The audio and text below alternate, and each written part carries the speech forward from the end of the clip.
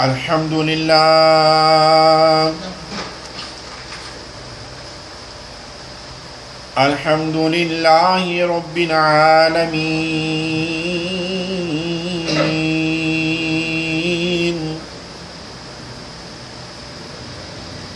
والعاقبة للمتقين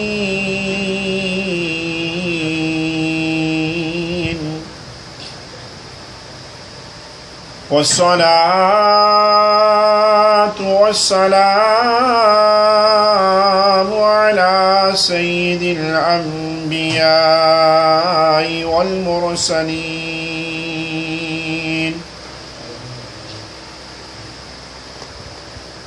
أما بعد فأعوذ بالله من الشيطان الرجيم بسم الله الرحمن الرحيم قال الله تعالى وتبارك في القرآن المجيد والفرقان الحميد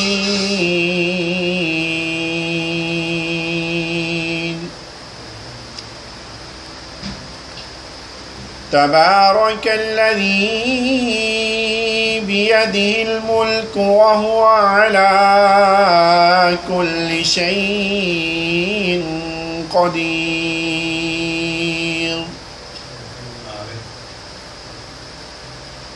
الذي خلق الموت والحياة ليبلوكم أيكم أحسن عملا وهو العزيز الغفور صدق الله مولانا العلي العظيم وصدق رسوله النبي الكريم الرؤوف الرحيم اللهم نفر قلوبنا بالقرآن وزين أخلاقنا بالقرآن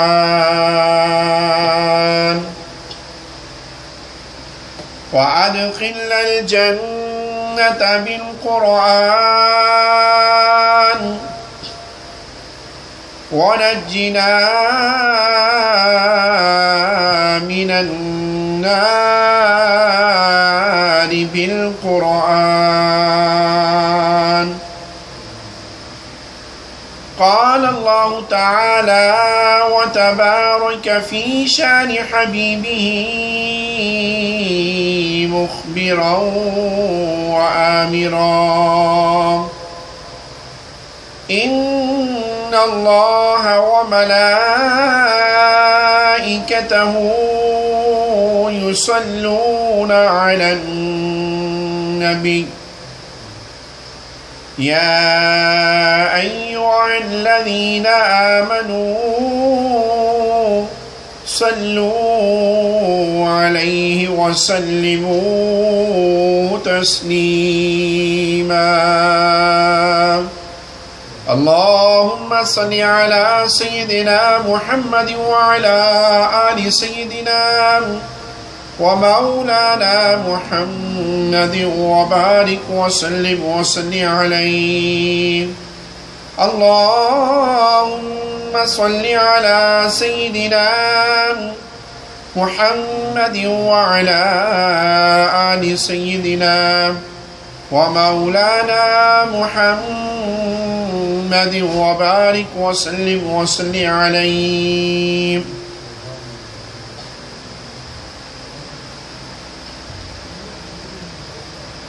تمام حمد و ثنا تعریف و توصیف اللہ جل مجدہ الکریم کی ذات بابرکات کے لیے جو مالک کائنات بھی ہے اور خالق کائنات بھی ہے۔ حمد و ثنا کے بعد حضور نبی اکرم رسول محتشم نبی مکرم صلی اللہ علیہ وسلم کے حضور ناز میں اپنی عقیدتوں، ارادتوں، محبتوں کا خراج پیش کرنے کے بعد واجب الاحترام محترم و معزز سامعین حضرات، میں نے آپ کے سامنے اللہ رب العزت کی بابرکت عظیم الشان کتاب قرآن پاک سے سورہ ملک کی پہلی 2 آیات پڑھنے کی سعادت حاصل کی ہے۔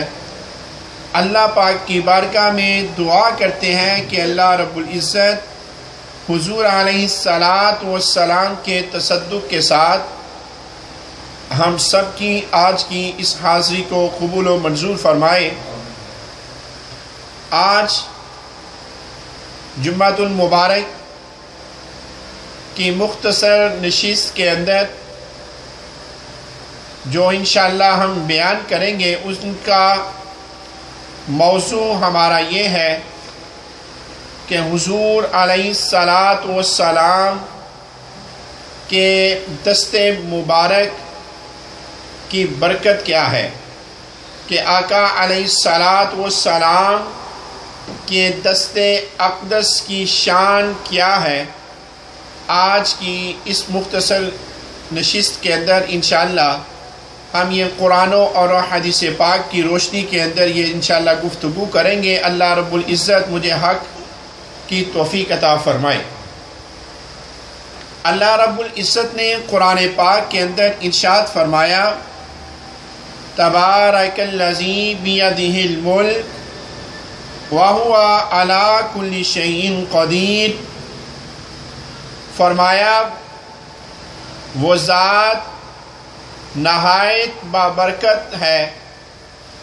جس کے قبضے میں، قبضہ قدرت میں تمام جہانوں کی سلطنت ہے۔ وہ ذات برکتیں عطا کرنے والی ہے، اور وہ ذات جس کے ہاتھ میں کائنات کی بادشاہی ہے، اور اللہ رب العزت ہر شے پر قادر ہے۔ اگلی آیت کے اندر اللہ پاک نے ارشاد فرمایا کہ الذی خلق الموت والحیات، کہ بے شک اللہ رب العزت کی وہ ذات جس نے حیات کو، زندگی کو اور موت کو پیدا فرمایا، لِيَبْلُوَكُمْ أَيُّكُمْ أَحْسَنُ عَمَلًا، اور اللہ رب العزت کی ذات وہ ذات کہ جس نے زندگی اور موت کو پیدا فرما کر جو ہے وہ آزمائش پیدا فرما دی، کہ اللہ رب العزت نے چاہا کہ تم میں سے کون ہے کہ جو اچھے اعمال کرتا ہے، اور زندگی بھی تمہارے لیے آزمائش ہے اور موت بھی۔ فرمایا کہ اللہ رب العزت کی ذات غفور الرحیم اور بے نیاز ہے، اور وہ ذات، وہ مالک کائنات، وہ خالق کائنات، پوری کائنات کو پالنے والی وہ ذات جس نے آسمانوں کو پیدا فرمایا، جس نے زمین کو پیدا فرمایا، جس نے زمین کے اندر جو ہے وہ پانی کی تہ کو پیدا فرمایا، اور وہ ذات کہ ہر شے اس کے قبضہ قدرت کے اندر ہے۔ فرمایا کہ وہ ذات انسان کا جو جسم ہے، یہ جسم کی بادشاہی اللہ کے ہاتھ میں ہے، اور اس جسم کے اندر جو اللہ پاک کی ذات نے روح فرمایا کہ اس روح کا نظام اللہ کے ہاتھ میں ہے۔ پھر فرمایا کہ اس روح کے اندر جو نظام، جو تخیل فرمایا، اس کا نظام اللہ کے ہاتھ میں ہے۔ یہ تمام درختوں کو پیدا کرنے والی ذات اللہ کی ذات ہے۔ جمادات کی بادشاہی اللہ کے ہاتھ میں ہے۔ جنات کی بادشاہی اللہ کے ہاتھ میں ہے۔ عالم ملکوت کی بادشاہی اللہ کے ہاتھ میں ہے، اور یہ دریاؤں کا چلنا یہ اللہ کے ہاتھ میں ہے، اور آسمانوں کا جو یہ روشنی بخشنا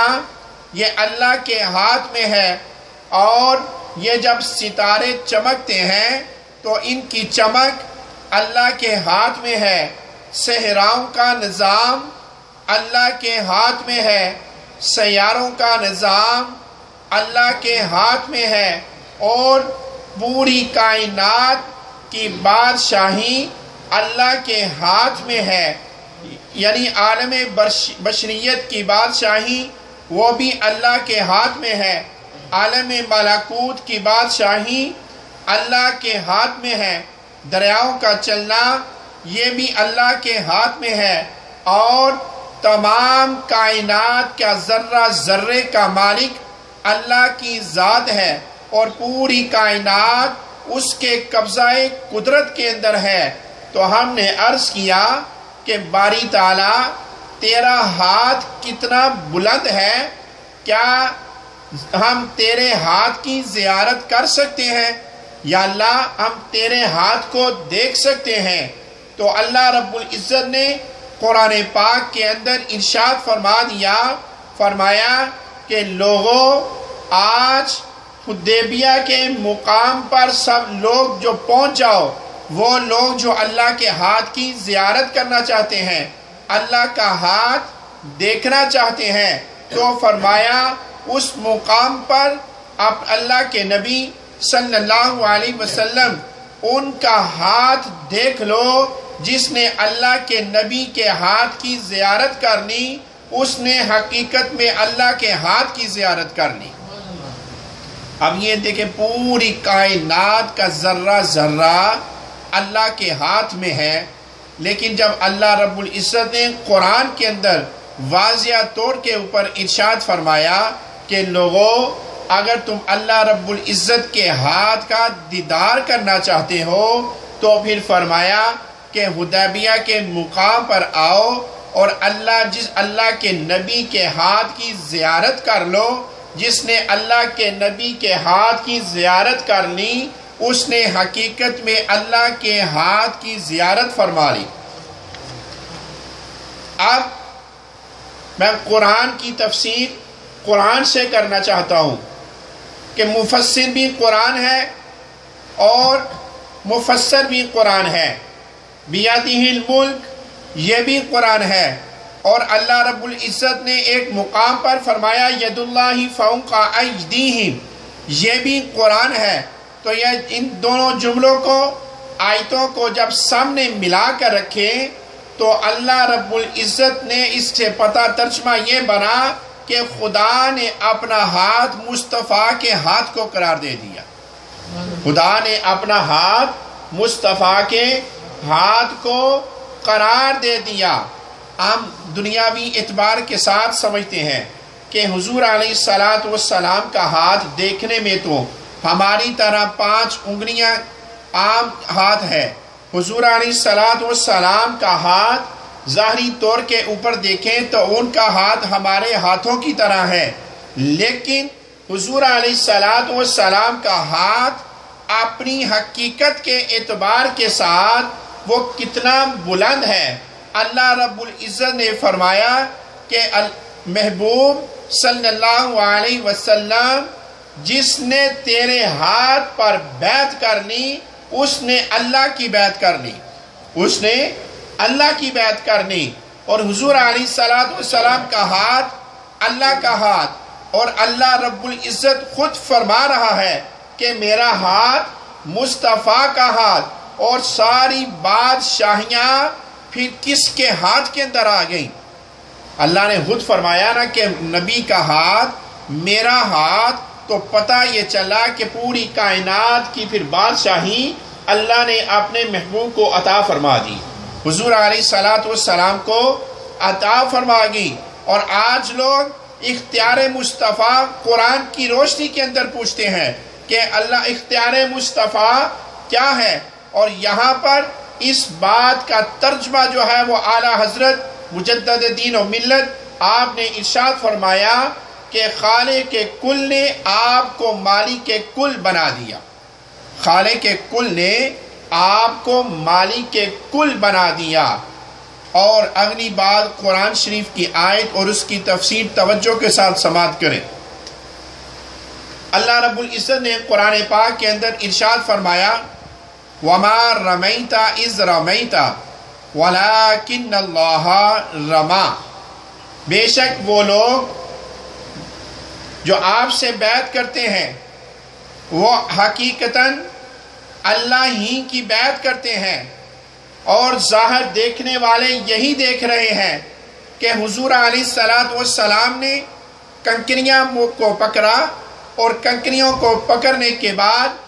جب حضور علیہ السلام اور آپ کے صحابی کفار کے ساتھ لڑائی کے اندر جو ہے وہ لڑائی جاری تھی، تو حضور علیہ السلام نے کنکریاں پکڑی، اور کنکریاں پکڑ کر آپ نے کفار کی طرف پھینکی، اور جب کفار کے اندر پھینکی اس وقت وہاں پر مسلمان بھی موجود تھے، لیکن وہ کنکریاں صرف کافروں کو لگتی تھی۔ تو یہاں پر سوال پیدا ہوا کہ کنکریوں نے کفار کو پہچان کیسے لیا؟ تو کنکریوں سے پوچھا گیا تو کنکریوں نے جواب دیا یہ دیکھو کہ اس کو ہاتھ کس کا لگا ہے، اس کو ہاتھ کس کا لگا ہے، کہ مارنے ہاتھ ظاہری اعتبار سے مصطفیٰ کا، اور اللہ رب العزت نے فرمایا کہ مصطفیٰ کا ہاتھ خدا کا ہاتھ، اور مارنے والا تیرا رب ہے۔ کنکریاں پھینکی دشمنوں کی طرف، تو میدان میں 1000 کافر جو تھے وہ مسلمانوں کے خلاف جو آپس کے اندر یعنی وہ لڑائی جاری تھی، تو ایک طرف سے کھڑے ہو کر حضور علیہ السلام نے جب وہ کنکریاں پھینکی تو حضور علیہ السلام کے دست اقدس کی شان یہ تھی کہ وہ کنکریاں صرف اور صرف جب لگی وہ کافروں کو لگی تھی۔ یہ حضور علیہ السلام کے ہاتھ مبارک دست اقدس کی جو ہے وہ شان مبارک ہے۔ تھوڑی سی مٹی جو تھی حضور علیہ السلام نے حضرت ام سلمہ آپ کو فرمایا عطا فرمائی، اور فرمایا اب یہ چونکہ ہمارا موضوع یہ ہے کہ اللہ کے نبی کے دست اقدس کی شان کیا ہے، کہ آقا علیہ السلام کے ہاتھ مبارک کی جو اللہ رب العزت نے شان بیان فرمائی وہ کیا ہے، اور تھوڑی مٹی حضرت ام سلمہ کو آپ نے عطا فرمائی، تو آپ نے ارشاد فرمایا جب یہ مٹی سرخ ہو جائے تو سمجھ لینا کہ کربلا میں میرا نواسہ حسین شہید ہو گیا ہے۔ اب یہ مٹی جب عطا فرمائی تو اس وقت وہ مٹی ظاہری اعتبار کے ساتھ ظاہری رنگ اس کا موجود تھا، تو سرکار نے فرمایا جب یہ سرخ ہو جائے تو سمجھ لینا کہ کربلا میں میرا نواسہ حسین شہید ہو گیا ہے۔ اور جب مٹی حضور علیہ السلام کی جب عطا فرمائی تو انہوں نے پاس رکھ لیا، تو امام حسین کربلا میں شہید ہو رہے ہیں، تو جب امام حسین شہید ہوئے تو حضور علیہ السلام نے جو مٹی عطا فرمائی تو حضرت ام سلمہ مدینے میں تھی، اور مٹی جو جب دیکھی تو مٹی مدینہ میں سرخ ہو چکی تھی۔ جب سرخ ہو گئی تو اس یہاں پر سوال پیدا ہوا کہ ریت کے ذرات تمہیں کربلا میں ہونے والے واقعات کا علم کیسے ہو گیا کہ آج حضرت امام حسین شہید ہو گئے ہیں، اور وہ ذرات کہتے ہیں تم یہ دیکھو کہ اس کو ہاتھ کس کا چوم کر آئے ہیں،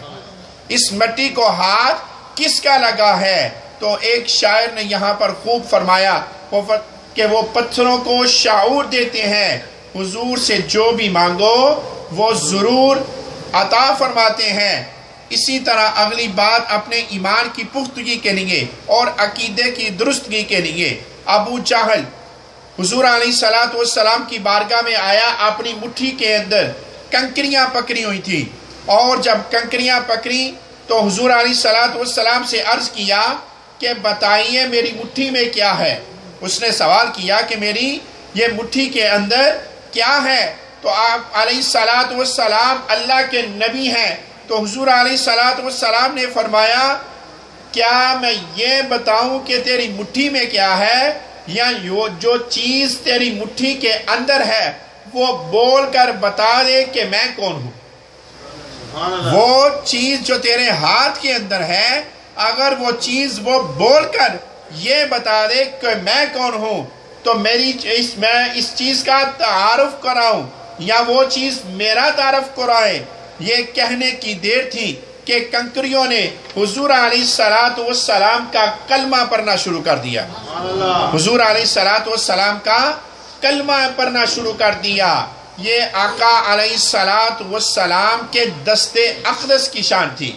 आप अलैहिस्सलाम बोलिए किसकी शान थी? अल्लाह के, बोलिए अल्लाह के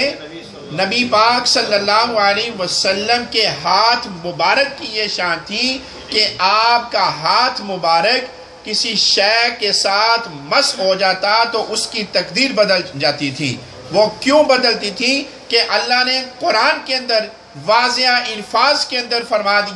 फरमाया कि मुस्तफ़ा का हाथ ये अल्लाह का हाथ है, और जिसने मेरे हाथ की ज़ियारत करनी है वो मेरे नबी के हाथ की ज़ियारत कर ले। मैंने आपके सामने कुरान की आयतें पढ़ कर आपको बताई कि अल्लाह के नबी की शान जो है, आका अलैहिस्सलाम के दस्ते अक़दस की शान अल्लाह ने कुरान के अंदर फरमा दी। उसके बाद ये एक और हदीस पाक, बड़ी मशहूर हदीस पाक, हुजूर अलैहिस्सलाम सहाय सित्ता की अंदर हदीस पाक मौजूद है। हुजूर अलैहिस्सलाम नमाज के अंदर खड़े हैं, तो आप अलैहिस्सलाम नमाज के दौरान थोड़े से अपने कदम मुबारक को आगे बढ़ाते हैं, और उसके बाद फिर आप पीछे अपने मामूल के मुताबिक अपने कदम मुबारक को पीछे फरमा लेते हैं। तो जब ये मामला हुआ, नमाज से मुकम्मल हुए, तो हुजूर अलैहिस्सलाम से सहाबा ने पूछा कि हुजूर आज नमाज के अंदर आप पहले आपके कदम मुबारक कुछ आगे हुए और उसके बाद फिर आपने वापस आकर मुकम्मल नमाज फरमाई। तो आप अलैहिस्सलाम ने फरमाया कि मैं नमाज पढ़ा रहा था और अल्लाह रब्बुल इज़्ज़त ने जन्नत को मेरे सामने कर दिया, और जन्नत को जब सामने किया तो फरमाया मैंने चाहा कि मैं जन्नत के बागीचों में से अंगूर का एक गुच्छा जो है वो उसको पकड़ लूँ, और मैंने उसको तोड़ने के लिए अपने हाथ मुबारक को आगे बढ़ाया। फिर अल्लाह रब्बुल इज़्ज़त की तरफ से हुक्म हो गया तो मैंने अपने हाथ को पीछे कर दिया, और फरमाया कि इसी लम्हे मैंने दोज़ख का मुशादा भी कर लिया। तो हुजूर अलैहिस्सलाम फरमाते हैं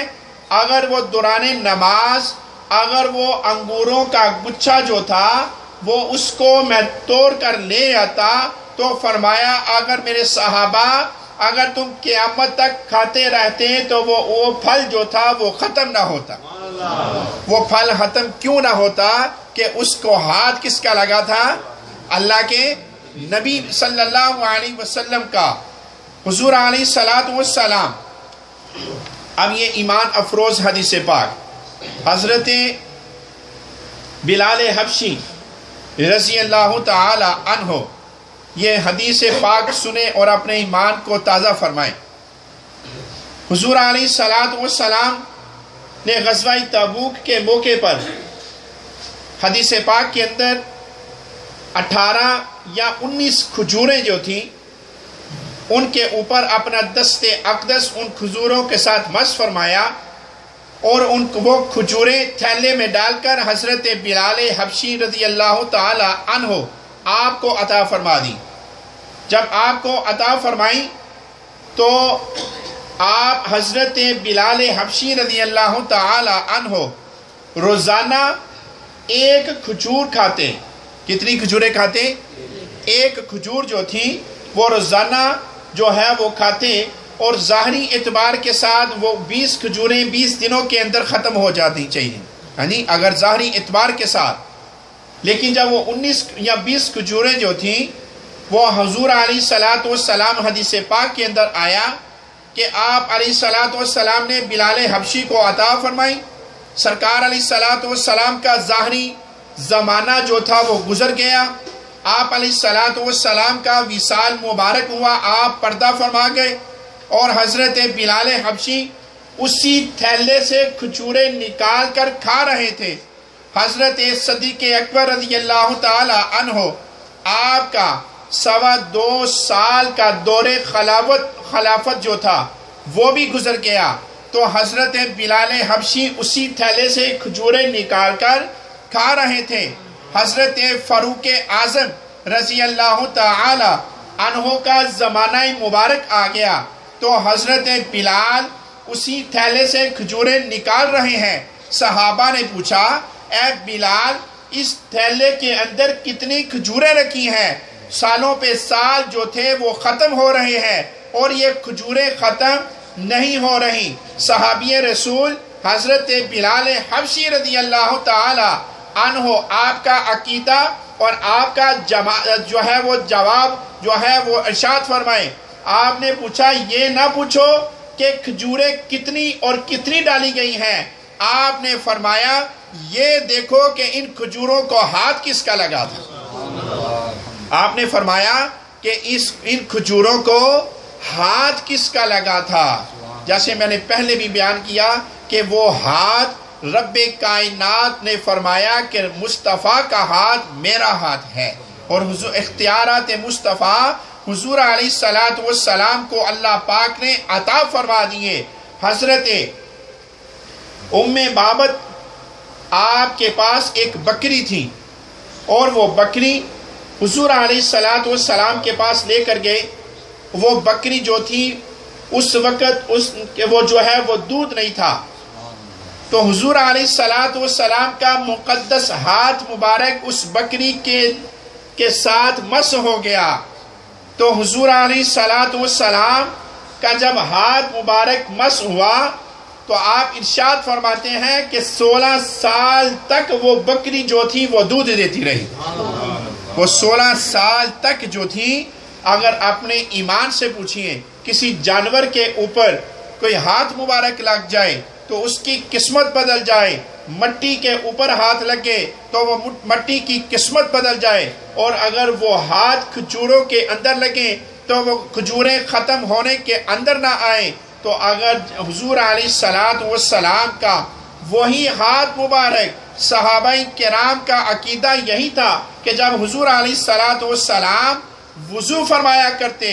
اور اسی وجہ کے ساتھ وہ صحابہ کرام آپ کے ارد گرد جمع ہو جاتے تھے. اللہ نے قرآن کے اندر تو کہیں نہیں فرمایا کہ جب اللہ کا نبی وضو فرمائے کہ میرے صحابہ ان کے ارد گرد حلقہ بنا کر جمع ہو جاؤ، لیکن صحابہ کا عقیدہ دیکھیے کہ ان کے پتہ تھا کہ آقا علیہ الصلوۃ والسلام کے جسم مبارک کے ساتھ کوئی شے اگر مس ہو گئی تو اس کی حقیقت بدل جاتی ہے. تو اسی وجہ کے ساتھ وہ صحابہ جب سرکار علیہ الصلوۃ والسلام وضو فرماتے اور وضو کے ساتھ وہ پانی کو اگر جن کو ملتا وہ ان کو لے کر اپنے چہروں کے اوپر جو ہے وہ مس کر لیا کرتے تھے. اسی وجہ کے ساتھ اگر وہ ان کو پتہ تھا کہ یہ پانی کا تعلق حضور علیہ الصلوۃ والسلام کے جسم مبارک کے ساتھ جڑ گیا ہے اور اس پانی کی حقیقت بھی بدل گئی ہے، اور جس کو یہ نصیب ہو جائے گا اللہ اس کی قسمت کو بھی بدل دے گا.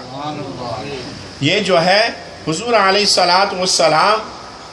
آخری بات کرنے کے بعد پھر انشاءاللہ اپنی گفتگو ختم. حضرت ابوبکر صدیق رضی اللہ تعالی عنہ ایک دفعہ اپنے کندھوں کے اوپر حضور علیہ الصلوۃ والسلام کو عرض کرتے ہیں کہ حضور آپ میرے کندھوں کے اوپر تشریف لائیں، یہاں پر بیٹھیں، اور آپ علیہ الصلوۃ والسلام کو ایک پہاڑ کی چوٹی کی طرف لے کر جانے لگے. تو جب آپ کے کندھوں کے اوپر حضور علیہ الصلوۃ والسلام تشریف لائے تو سرکار نے اپنا دست اقدس صدیق اکبر کے سر پہ رکھ دیا۔ ذرا ایمان سے سوچئے کہ جس کے سر کے اوپر وہ پوری کائنات کا مالک خود فرما رہا ہے کہ میرا نبی کا ہاتھ میرا ہاتھ، اور وہ ہاتھ مبارک جس کے سر کے اوپر رسول اللہ صلی اللہ علیہ وسلم کا ہاتھ ہو،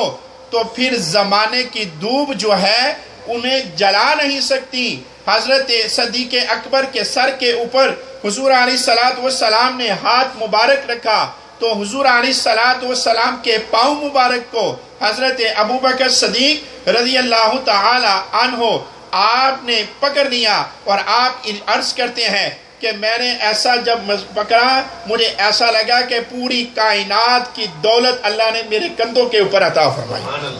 تو وہ کیوں دولت نہ ہو کہ یہ صحابہ کرام کا عقیدہ یہ تھا کہ آقا علیہ الصلوۃ، اور چونکہ آج کی گفتگو جو تھی حضور علیہ السلام کی دست اقدس کی شان، اور جب یہ ہم قرآن اور احادیث پاک کی روشنی کے اندر کسی عالم دین کے پاس بیٹھ کر مطالعہ کرتے ہیں تو پھر حقیقت کے اندر جو ہے وہ اس بات کی سمجھ اور اس کا شان نزول وہ تب سمجھ آتا ہے۔ اللہ رب العزت حضور علیہ السلام کے دست اقدس کے صدقے اللہ پاک ہماری بھی مغفرت فرمائے، اور حضور علیہ السلام آج کی مقدس جو ہے اجتماع کا یہ جو حاضری جتنے دوست احباب بزرگ یہاں پر تشریف لائے، اللہ پاک ہم سب کا آنا جانا بیٹھنا ذکر و اذکار کرنا قرآن و حدیث کی گفتگو کرنا اور سماعت کرنا اللہ اپنی بارگاہ میں قبول فرمائے، اور اللہ رب العزت ہمارا خاتمہ ایمان پر فرمائے۔ وما علینا